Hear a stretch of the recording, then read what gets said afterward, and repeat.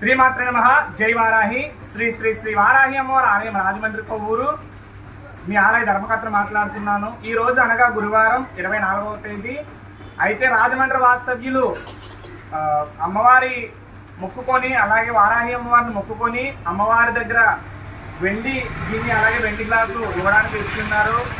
అలాగే ఆమె కోరిక ఏంటంటే వాళ్ళ భర్తకి ప్రమోషన్ వస్తే, అలాగే ఏదో చిన్న స్థలం పని కూడా పూర్తయితే అమ్మవారికి ఇలా ఇస్తానని మొక్కుకోవడం జరిగిందట.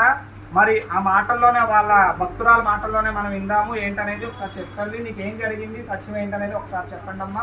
ఆ భక్తులు కూడా వింటారు.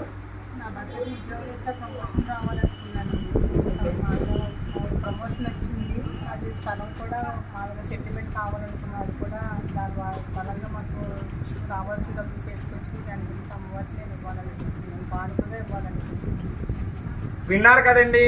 వారాహి అమ్మవారిని తలుచుకోగానే వాళ్ళ భర్తకి ప్రమోషన్ వచ్చిందట. అలాగే ప్రమోషన్ రావాలని ఎదురు చూసారట. అలాగే అమ్మవారిని తలుచుకోగానే ప్రమోషన్ రావడం అనేది జరిగింది. అలాగే స్థలము కూడా, ఏదో స్థలం చిక్కుల్లో ఉంటే ఆ పని కూడా పూర్తయిందట. మరి అలా పూర్తయిన సందర్భంగా అమ్మవారికి తన తరపున తన శక్తి కోలది ఒక భక్తురాలు రాజమండ్రి వాస్తవ్యులు, ఇంటి పేరు ఏంటి తల్లి? నామ సూర్యరావు గారు, అలాగే సూర్యప్రకాశరావు గారు, అలాగే నాగలక్ష్మి గారి దంపతులు అమ్మవారి నిమిత్తం కూడా వెండి గిన్నె అలాగే వెండి గ్లాసు అమ్మవారికి సమర్పించుకుంటున్నారు. అలాగే మనం చేయాల్సింది ఒకటేనండి. మనం అమ్మవారి దగ్గర ఎంత భక్తి శ్రద్ధలతో నమ్మకంతో అమ్మవారి దగ్గర ఉంటామో, అంతే నమ్మకంతో అంతే భక్తితో అమ్మవారు మీకు అనుకూలతగా అన్ని పనులు కూడా చేయిస్తుంది. కాబట్టి ప్రతి ఒక్కరు కూడా భక్తితో శ్రద్ధతో నమ్మకంతో ఆరాధించండి.